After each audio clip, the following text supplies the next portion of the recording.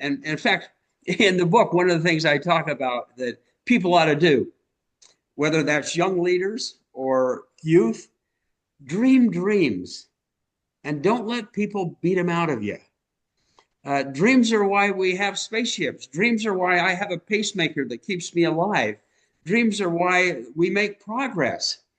And so I go through exercises to try to get kids to, what really are your dreams? First thing they always tell you is what they think you want to hear or what their parents want them to say. I said, no, no, no, that's not what I want. What are your dreams? Well, then they'll get maybe a little better. I remember one group one time I said, well, maybe imagine yourself stark naked on a Harley riding through the Sahara Desert. Oh, wow. You mean you want what I'm really dreaming? Yeah. Then they put those up and I say, now do something about that. Make something happen. Another story, another professor at graduate school, they had a class we had to write about ourselves, take all kinds of personality tests and intelligence tests and interview people.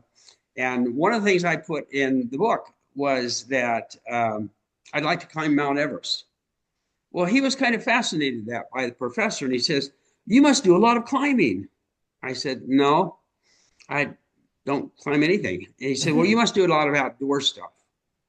No, I really don't do that. He looked at me and he said, Steve, most people who climb Everest go outside. And so I took the summer off the next summer and worked as a waiter in Jackson Hole, Wyoming, and learned to climb. Well, I never made it to Everest, but it didn't make any difference. But his message was, take that dream and do something about it, even if it's just a little step.